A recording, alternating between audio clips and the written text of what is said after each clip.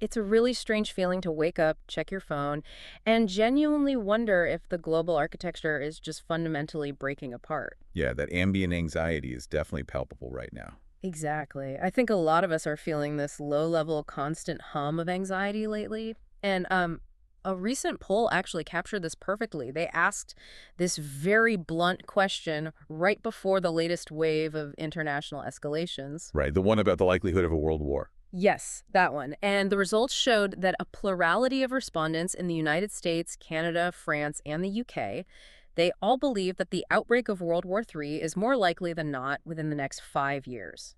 Which is a pretty sobering reflection of the public mood, honestly. Definitely. I mean, only respondents in Germany felt the opposite. But across the board, people are looking at the headlines, they're tracking the geography of these conflicts, and, sensing that the tectonic plates of international security are shifting in a way we haven't seen in decades. Well, welcome to the deep dive. We have a crucial stack of sources on the table today to help you navigate the mechanics behind this exact feeling. We really do. We're analyzing a detailed video breakdown from TLDR News Global, alongside some really extensive, heavily researched written excerpts. They explore what defense analysts are currently calling the network of escalation. Right? And our mission for this deep dive is to basically unpack a terrifying but essential question. Is the rapidly expanding conflict in the Middle East the actual beginning of a world war? Or Or, exactly, are we simply entering a new, highly volatile era where regional wars inherently carry unavoidable, immediate global consequences? And, making that distinction changes everything about how we prepare for the future. How so? Well, the way we traditionally think about global conflict often relies on outdated 20th century models, and those simply do not apply to the interconnected reality of modern geopolitics. Right. It's like, think of old school warfare like a boxing match. You have two fighters in a ring. They're throwing punches. Everyone else, like the audience, the referee, the cornerman, they're just watching from outside the ropes. The violence is physically contained to that square. Right, it's isolated. But modern warfare is entirely different. It is not a boxing ring. It's like a crowded room filled with invisible interlocking tripwires. That's a great analogy. If two people start fighting in the middle of that room, they inevitably trip a wire. That wire knocks over 5 other people. Those 5 people scramble to regain their balance, and then they knock over 10 more. And suddenly the whole room is in chaos. Yeah. Right, everyone is taking defensive postures, even though only 2 people threw the initial punches. Exactly. And that tripwire analogy perfectly illustrates the structural mechanics of modern escalation. And while the phrase World War III sounds like, a Hollywood exaggeration, It totally does. it has actually moved from fringe speculation to mainstream strategic planning. Hmm. I mean, NATO Secretary General Mark Rutte recently issued this stark warning. He stated plainly that Europe must be prepared for a scale of war not seen since the days of our grandparents and great-grandparents. Wow. That is not a guy known for being dramatic. No, not at all. So my role today is to bypass the hyperbole and look purely at the mechanics. We're going to synthesize the facts on the ground objectively without taking any political sides to understand how wars actually spread today, wire by tripped wire. Okay, so to understand the tension on those wires, we have to look at the specific catalyst that jolted the current system. The spark. Right, the spark. And that traces back to February 28th, when the United States and Israel launched massive joint airstrikes directly into Iranian territory. Yeah, and the stated goals of those strikes were hyper-focused. Right. The total destruction of Iran's nuclear and ballistic missile capability. And the scale of that February 28th operation, I mean, it was unprecedented, right? Yeah, oh, absolutely. The coordination required for the U.S. and Israel to bypass Iranian air defenses and strike that deep inland involved immense logistical It's complexity. like mid-air refueling and stuff. It's exactly. Mid-air refueling, heavy electronic warfare to basically blind their radar systems and highly synchronized munitions delivery. And the strikes resulted in the death of the Iranian Supreme Leader, Ayatollah Ali Khamenei, Which is huge. along with dozens of other top-tier military and political leaders. Eliminating a head of state and a massive portion of the command structure creates an immediate volatile power vacuum. It really does. But, whenever we analyze events of this magnitude, we have to lay out the competing narratives for you. We can't just look at one side. Right. We just covered the stated military aims of the U.S. and Israel, but Iran's claims regarding that day paint a drastically different picture of the devastation, one that is focused heavily on civilian infrastructure. Yeah, so to impartially report the facts from our sources, we really have to examine Iran's counterclaims here. Right. Iranian officials state that the U.S. and Israeli strikes did not limit themselves to military or nuclear targets at all. What are they claiming was hit? They claim that over 10,000 civilian sites were hit, reportedly including residential buildings, urban infrastructure, and hospitals. And according to their internal figures, the strikes resulted in the deaths of over 1,300 civilians. Wow. Regardless of which narrative you view the event through, the February 28th strike was clearly not just a localized skirmish. No, it was a massive, system-shocking event that fundamentally altered the regional balance of power. And Iran's response reflected that exact scale, right? I mean, they didn't respond with isolated, proportional strikes against military outposts. Not at all. They launched a sprawling regional assault that instantly widened the geographic footprint of the conflict. So what were they actually targeting in that retaliation? Well, the retaliation targeted U.S. military bases, which is, standard asymmetric doctrine, but it heavily expanded to target civilian and oil infrastructure across the entire Gulf region. Right. We saw strikes directed at Saudi Arabia, Kuwait, Bahrain, Qatar, the United Arab Emirates, and Oman. Yeah, and the trajectory of the munitions also threatened Jordan, Iraq, and notably a UK military base located in Cyprus. A UK base. I mean, looking at the sheer geographical spread of those targets, you can start to see why our sources bring up George Orwell. The 1984 comparison. Exactly. The TLDR News Global Analysis introduces this framework comparing today's shifting geopolitical spheres to Orwell's novel 1984, where the globe is dominated by three massive, permanently warring superstates. Right, implying we're seeing the formation of these Orwellian spheres of influence taking shape right now, mirroring the United States, Russia, and China squaring off for total dominance. It is a compelling framework because it captures the consolidation of power perfectly. Yeah, in that model, smaller nations lose their agency and are simply absorbed into the security apparatus of one of the three major blocs. I have to push back a little on the neatness of that framework, though. How so? Well, drawing three big circles on a map in red, blue, and yellow makes for a clean theory, but the reality on the ground feels incredibly messy to me. That's fair. We just discussed missiles flying into Oman and a UK base in Cyprus being targeted. This isn't just three monolithic empires standing in a row, It's a sprawling, chaotic web. How many countries are actually caught in this right now? The sources note that since the events of February 28th, over 20 individual countries across Europe and Asia have become militarily involved in this conflict. Over 20. That shatters the whole definition of a regional conflict. Completely. If we look closely at the Gulf Cooperation Council, the GCC, we see the immediate breakdown of regional containment. And just to define that for a second, the GCC is a political and economic alliance of 6 Middle Eastern countries, right? Saudi Arabia, Kuwait, the UAE, Qatar, Bahrain, and Oman. Exactly. And every single one of those states found their airspace violated or their infrastructure targeted by Iranian drones or missiles during the retaliation. But the involvement doesn't start with the GCC. Jordan, Cyprus, and Iraq were pulled into the fray. Yeah. And then you have the strikes that Iran actively denies responsibility for, which reportedly hit Turkey and Azerbaijan. And that's where it gets really complicated. When a missile strikes a sovereign nation and the primary antagonist denies firing it, it creates this terrifying fog of war. Right. It becomes incredibly difficult for diplomats to find an off-ramp when the basic facts of who fired at whom are actually contested. Exactly. And that ambiguity is exactly what forces neighboring regions to escalate their own defensive postures. Look at the European response to the strikes near Cyprus. The naval buildup. Yeah, we are currently witnessing a massive European naval buildup.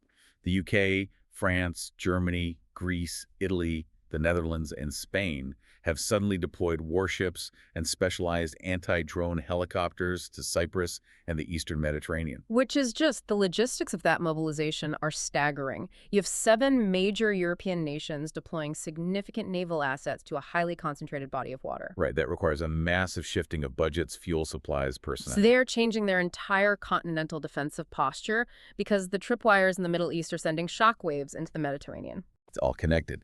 But the most alarming development detailed in our sources, actually, is how these shockwaves are actively intertwining with completely separate conflicts. Oh, the Ukraine-Russia crossover. Yes. Oh. We are seeing the U.S.-Israel-Iran conflict physically and technologically merging with the Russia-Ukraine war. On paper, those are two distinct geopolitical boxes, like totally separate theaters. But the sources show them bleeding together in real time. Exactly. Russia is reportedly providing Iran with highly classified intelligence and satellite telemetry to help them accurately target U.S. forces and allied infrastructure in the Middle East. That is wild. And then in a countermove, Ukraine is actually stepping out of its own geographic theater to directly assist the United States and the GCC countries. Yeah, Ukraine is providing them with hard-won, battlefield-tested expertise in cost-effective drone interception. This is the part of the deep dive that really forces you to step back and look at the whole board. Ukraine is actively helping the Gulf states shoot down Iranian-made Shahed drones. Right. And the reason they're uniquely qualified to do this is because these are the exact same loitering munitions that Russia has been purchasing from Iran and deploying against Ukrainian cities and power grids for years. So Ukraine has basically intimately studied how these drones fly, their acoustic signatures, their vulnerabilities. Exactly. And the mechanics of why Ukraine's help is so critical here come down to the brutal economics of modern air defense. Right, the cost disparity. The United States possesses highly sophisticated air defense networks, like the Patriot missile system. The Patriot is a marvel of engineering, utilizing advanced radar and kinetic interceptors to destroy incoming ballistic missiles. But a single Patriot interceptor missile costs millions of dollars. Meanwhile, a Shahed drone is radically different. It's essentially a slow-moving, propeller-driven aircraft packed with explosives, relying on commercial GPS to find its target. Yeah. They are mass-produced and cost a fraction of a Patriot missile, often estimated at around $20,000 each. Right. So if the U.S. or its allies use a $2 million interceptor to shoot down a $20,000 drone, they win that specific tactical engagement, but they suffer a massive strategic defeat. Because it's a war of attrition. Exactly. The defending nation will rapidly deplete its budget and, more importantly, exhaust its limited stockpile of advanced interceptors, leaving them completely vulnerable to larger ballistic threats. So what exactly is Ukraine teaching them to do instead? Well, Ukraine has spent years developing asymmetric defense tactics, using mobile fire groups with heavy machine guns, acoustic sensor networks to track the drones by sound. Wow, just by sound. Yeah, by their acoustic signature, and using sophisticated electronic warfare to scramble their GPS navigation. By exporting that specific tactical knowledge to the Middle East, Ukraine is effectively saving the U.S. from exhausting its most vital air defense systems. It creates this surreal closed-loop system of global warfare. I mean, Russia helps Iran attack U.S. interests, and Ukraine helps the U.S. defend against Iran as a method of degrading Russian allied capabilities. The borders of the conflicts have completely dissolved. But if you consider the perspective of a nation that isn't a superpower and isn't a direct party to either conflict, the sources highlight the nations of the South Caucasus, right? Azerbaijan, Armenia, and Georgia. Yes, and their geographic vulnerability is immense right now. Yeah. They are physically trapped in the geographic space between the Russian war to their north and the Iranian conflict to their south. Which makes them a target.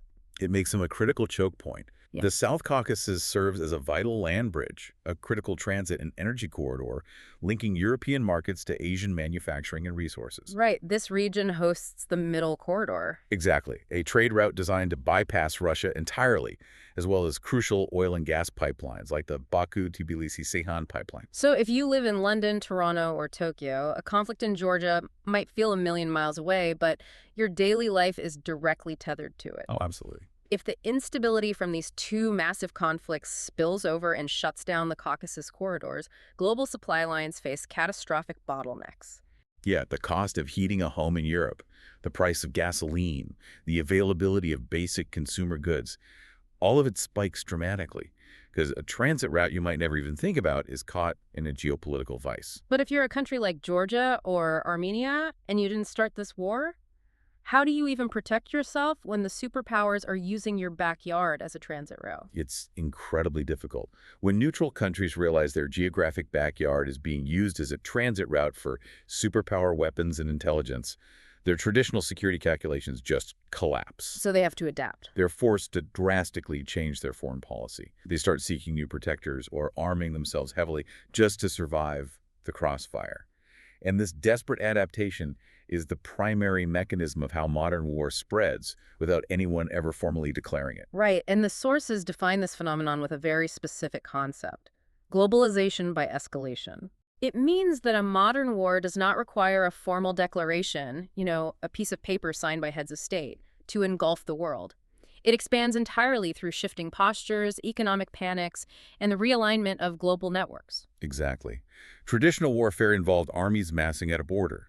Globalization by escalation involves the quiet, instant mobilization of the systems that run the world. So what does that look like in practice? Well, when violence erupts in a vital region, commercial airlines are immediately ordered to reroute their flights to avoid contested airspace. This adds hours to flight times, burns vastly more aviation fuel, and instantly raises the cost of global travel and air freight. And shipping insurance too, right? Shipping companies contact insurers like Lloyd's of London, and the war risk premiums for cargo ships navigating near the conflict zone absolutely skyrocket. To put a concrete visual on how this feels for you listening, imagine a massive, localized internet outage. Say a physical server farm in one specific city catches fire. The entire globe doesn't lose its Wi-Fi connection, but because that specific server farm hosted vital cloud infrastructure, the cascading effects are global. Right. Supply chains freeze because logistics software goes dark. Your banking app on your phone won't load. A manufacturing plant in a completely different hemisphere has to halt operations for the day because it can't access its inventory database. That's spot on. The core fire is highly regional, but the system failure is entirely global. Exactly. And when the international system begins to fail like that, the political panic sets in. Yeah, diplomats often refer to the rules-based order, the post-WWII framework, where international law, backed largely by United States security guarantees, is supposed to keep sovereign nations safe. But that's breaking down. Right now, due to the sheer volume of overlapping crises, the fear of wider Israeli aggression or devastating Iranian retaliation, countries simply no longer view the United States as a monolithic, reliable security guarantor. The umbrella is full of holes. And when a neutral country realizes the traditional security umbrella is leaking, they don't just stand in the rain, they start building their own shelters. That's a great way to phrase it. That panic is completely redrawing the map of global alliances at a breakneck pace. We are seeing a domino effect of new, highly unexpected defense pacts forming outside of the traditional NATO or US-aligned structures. The realignment is truly staggering.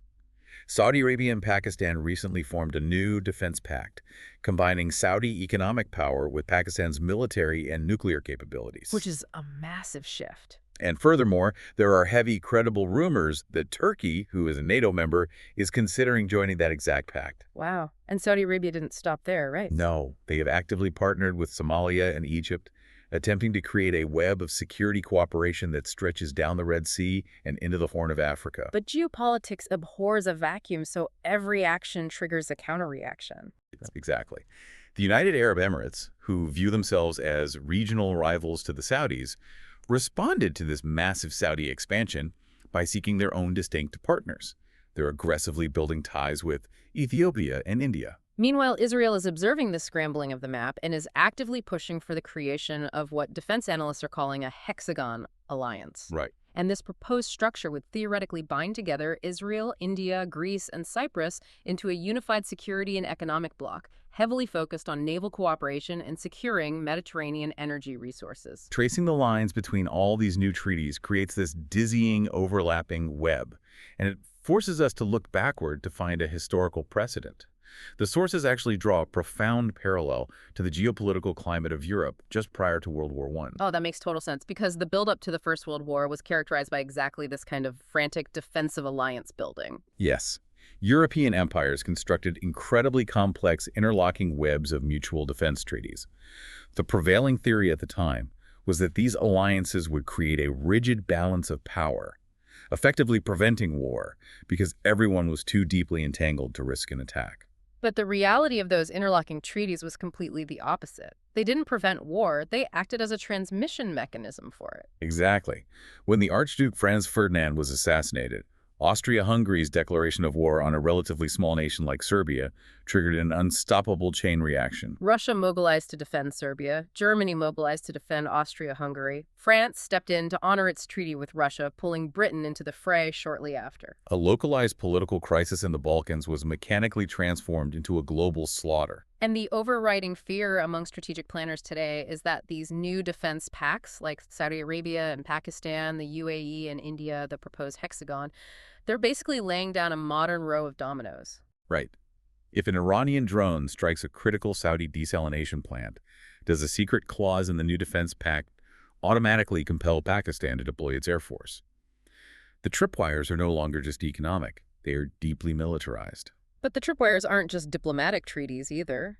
The sources heavily emphasize the vulnerability of global economic choke points. When we talk about systemic fragility, the most glaring example on the map is the Strait of Hormuz. Geographically, the Strait of Hormuz is a narrow passage of water separating the Persian Gulf from the Gulf of Oman and the open ocean. And it's tiny, right? At its narrowest point, the shipping lanes are only a few miles wide. Mm. Yet despite its size, a massive, disproportionate share of the world's total oil and liquefied natural gas is forced to flow through this specific choke point on massive supertankers. So the vulnerability of that strait is just absolute. If a stray anti-ship missile hits a tanker, or if naval mines are deployed, or even if the mere threat of drone swarms causes insurance syndicates to refuse coverage for vessels entering the Gulf, the flow of energy stops. And the immediate effect is that global fuel prices skyrocket overnight. And the secondary effects of an energy shock are devastating. Yeah, when fuel prices surge, the cost of transporting every single physical commodity on Earth increases. The price of groceries, construction materials, medical supplies, they all jump. Which drives inflation. Exactly. Inflation, which many central banks are already struggling to contain, will surge uncontrollably. And historically, rapid and severe inflation is the primary driver of immediate domestic unrest. Because citizens who can't afford basic necessities take to the streets. Governments fall.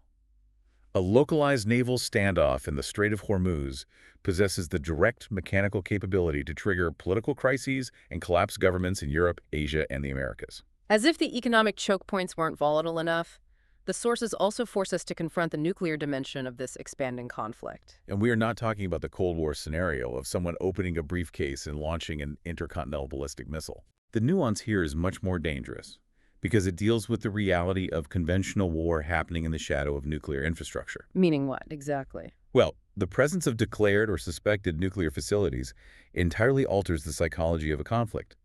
When advanced conventional airstrikes, using bunker-busting munitions or massive cruise missiles, are executed in close physical proximity to a sensitive nuclear site, it generates intense, immediate international panic. Even if the striking nation publicly insists they are only targeting adjacent military barracks, the margin for error is effectively zero. Exactly. You cannot have a slight miscalculation, a GPS spoofing error, or a faulty targeting sensor when you are striking within a few miles of a nuclear reactor or an enrichment centrifuge. Because a misfire doesn't just result in unintended military casualties, it carries the threat of massive radiation leaks, environmental catastrophe, and the triggering of catastrophic retaliatory protocols. Right. When diplomats and international watchdogs like the IAEA are attempting to defuse a crisis, the proximity of nuclear sites means that national leaders are forced to assume the absolute worst-case scenario. They stop reacting to confirmed, verified intelligence. Yes, and they begin making rapid, irreversible decisions based purely on the fear of an imminent nuclear event.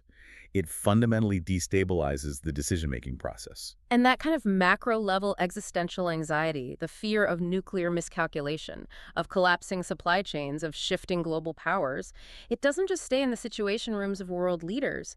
It heavily trickles down to the individual level. It absolutely does. The sources point out that this era of deep systemic instability creates a hyper-distracted, fearful global populace. And whenever a population is panicked and glued to their screens for the latest crisis update, bad actors take aggressive advantage of that vulnerability. Geopolitical instability creates the ultimate target-rich environment for state-sponsored and independent cybercrime. Yeah, the text highlights how the fog of war provides a smokescreen for massive spikes in online scams and phishing attacks. Because when your baseline anxiety is high, your critical thinking drops. Exactly. You might receive an urgent, incredibly sophisticated email claiming your bank account has been frozen due to international sanctions, or a fake news alert requiring you to log in to view a terrifying update. You click the link without verifying the source. And state-backed hacking groups routinely exploit these exact crises to infiltrate civilian infrastructure, steal intellectual property, or siphon funds to bypass economic sanctions. The macro-level cyber war inevitably breaches the personal inboxes and bank accounts of everyday citizens. This is why the defensive tools explicitly mentioned in the source material, specifically dark web monitoring, and comprehensive threat protection platforms like NordVPN transition from being optional privacy tools to essential components of personal security. Right, securing your own digital footprint and establishing a secure encrypted connection is essentially setting up a micro-level defense perimeter against the macro-level instability radiating from these geopolitical conflicts. It's vital right now. So, taking a step back from the brink for a moment, we have the dominoes clearly set up with these new overlapping alliances. We have the economic choke points like the Strait of Hormuz primed to freeze global trade. Yeah. We have the nuclear proximity panic, the escalating cyber threats, and the pervasive global anxiety. So, looking at the entire board, is this it? Are we officially watching the opening maneuvers of World War III? Interestingly, the sources provide a rigorous counterargument to the prevailing panic. The explicit conclusion is no, a world war is not inevitable. Okay, that's somewhat relieving. In fact, there are three massive structural firewalls currently holding the system together and actively preventing a total global conflict. Let's examine those firewalls. The first detail the sources highlight is the enduring reality of nuclear deterrence. Yes.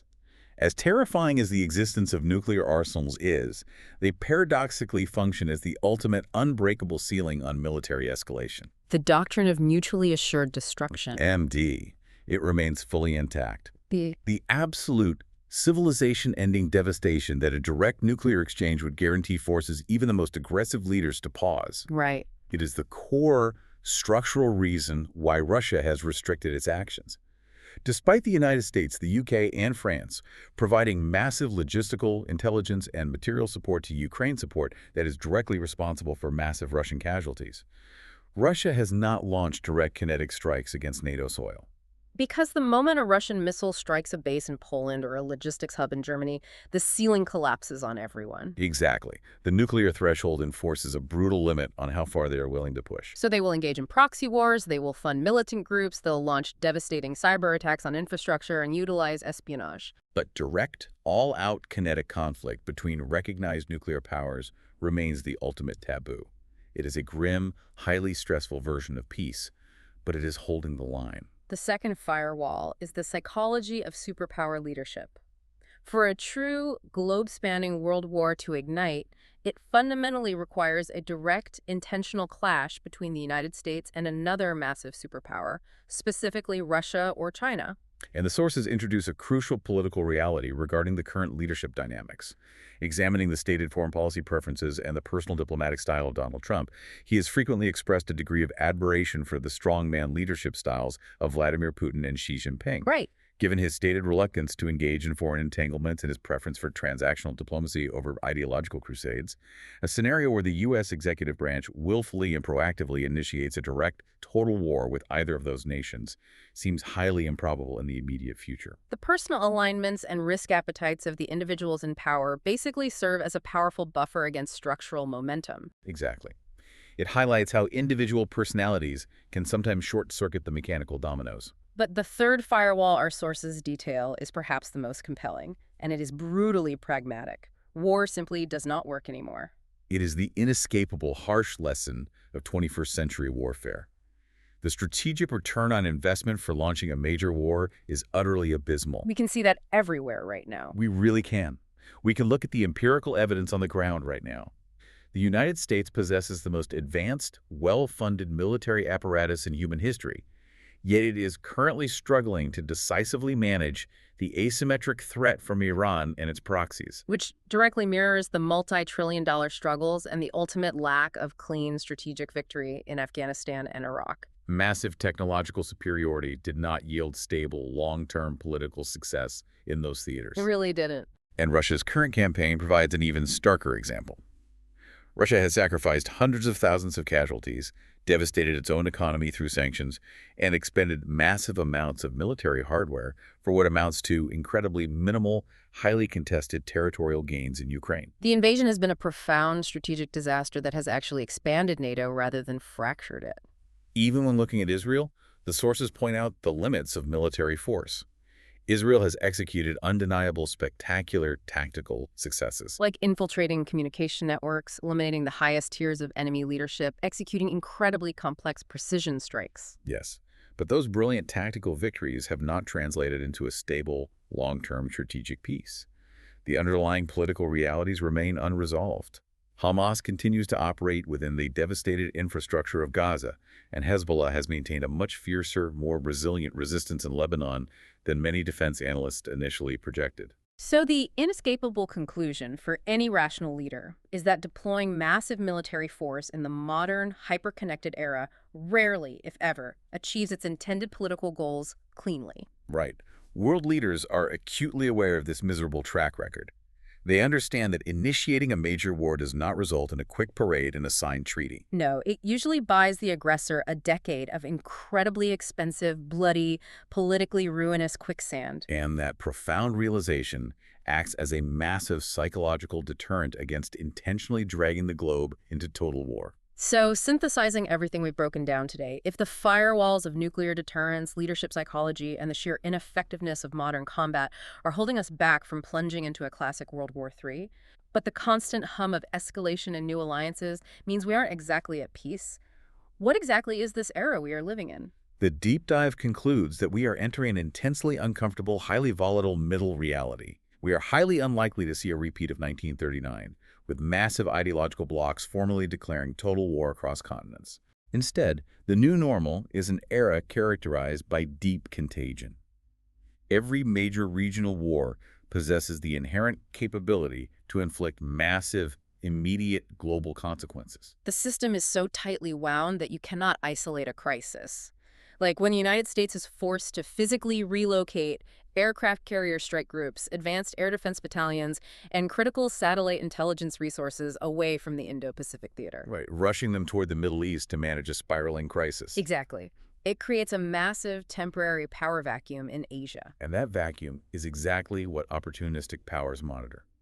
The sources speculate that military planners in China might look at the immense strain on U.S. logistics, see the American military stretched incredibly thin across two other global flashpoints, and calculate that the current moment offers the most advantageous window to aggressively pursue their territorial claims over Taiwan. The tripwires span the entire globe. You pull a diplomatic string in the Middle East, and a massive alarm bell rings in the Taiwan Strait. It's all connected. The real danger we are facing isn't a dramatic, black-and-white television broadcast suddenly interrupting our day to declare the onset of World War III. No, it's not. The actual danger is a slow, agonizingly complex chain reaction.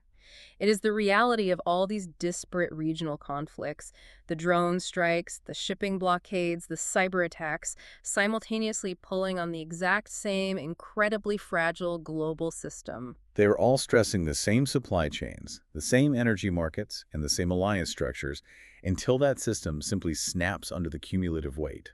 Recognizing that fragility is the ultimate takeaway here. The mechanisms that could trigger a global collapse are completely visible to us right now. We can map the new alliances forming, we can track the exact shipping lanes being threatened, and we can watch the asymmetric weapons tactics being exported across borders. But clearly identifying those mechanisms is the fundamental, necessary first step for the international community to actually prevent them from fully engaging. We always want to leave you with a few distinct threads to pull on your own.